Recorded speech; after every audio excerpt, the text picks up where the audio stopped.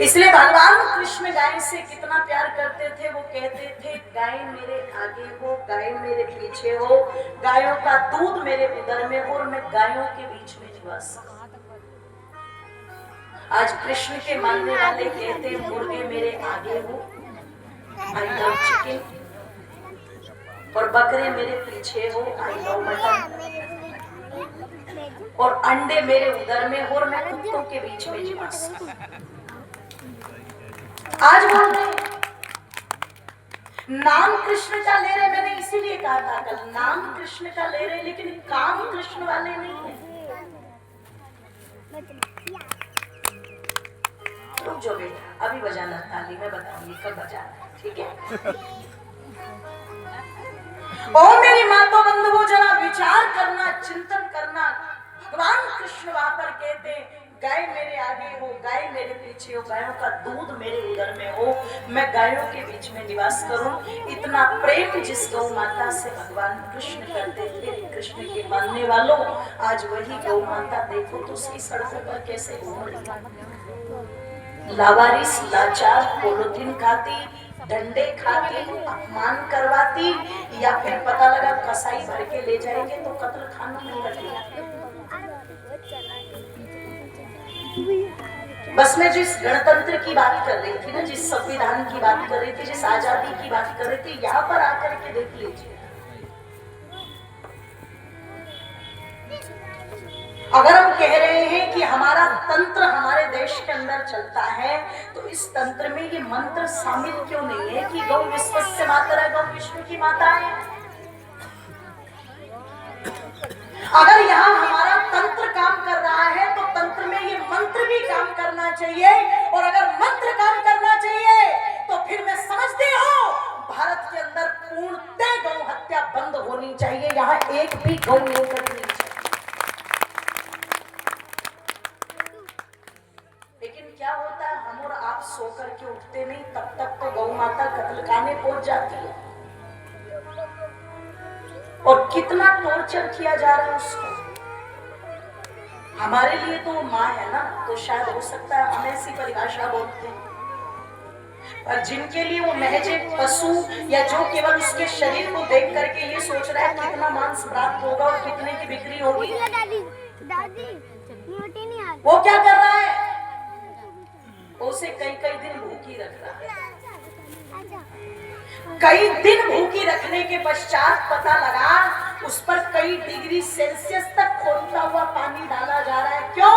उसकी चमड़ी चाहिए, वो चमड़ी जिसमें हीमोग्लोबिन मौजूद हो, और वो कब होगा, जब भूखी होगी। तो कहते हैं वो पूरा का पूरा जो हीमोग्लोबिन होता है गाय का, वो उसकी चमड़ी पर आ जाता है। और आप सोचो, उल्टी लटका करके वो कई दिन की भूखी, फिर उस पर पानी डाला, फिर चमड़ी पर लकड़ी के थप्पे से चमड़ी को नरम किया, और फिर एक चाकू की धार गर्दन पर मारी। अब खून नीचे निकल रहा है, गर्दन कटी हुई है, वो उल्टी लटकी है, और ये जीवित गाय की चमड़ी उतारी। और वो किसकी प्यारी है? बोले जी वो कृष्ण को गौ माता बहुत प्यारी है। अगर चित्र में गौ माता नहीं तो बोले कृष्ण जी का चित्र अधूरा। मंदिर में गौ माता ला करके रख ली, नकली की गौ माता। कल मैंने कहा था ना, शिव भगवान तक अपनी बात पहुंचानी है तो नंदी जी के कानों में कह दो, और असली नंदी कटते घूमे।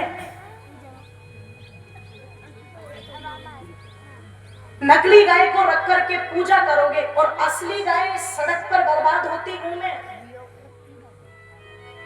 और एक बात कह दूं, सरकार दोषी है, लेकिन सरकार से ज्यादा वो लोग भी दोषी है कि जब तक दूध दिया तब तक तो गौ माता को रखा, और जिस दिन दूध देना बंद कर दिया, अंधेरे में खोल करके चलती करके आ गए दूसरे गांव में। क्या वो दोषी नहीं?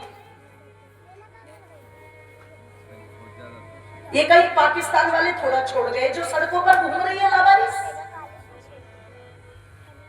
वो उसके गांव में छोड़ के चलाता है, वो उसके गांव में छोड़ के चलाता है। और बदनामी का डर भी इतना लगता है, अगर माँ ने दूध पिलाए, हिम्मत है तो दिन में छोड़ के दिखाओ ना। छोड़ते भी तो रात को है। क्यों? नाक भी प्यारी है, नाक भी ना कट जाएगी। कोई पहचान भी ना ले कि फलाना छोड़ करके गया इसे। इससे अच्छा तो इतना कृपा कर दो पर कि कम से कम गौशाला तक छोड़ाओ, गौशाला वालों को कुछ सहयोग कर दो ताकि वो भी पाल सके। अगर वास्तविक अर्थों में कृष्ण की पूजा में अपनी माताओं से भी कह रही हूँ, माताओं देखो तुम्हें हर कोई अलग अलग तरीके बता देगा। वृंदावन वाले अलग तरीके बता देंगे, जी लड्डू गोपाल रख लो।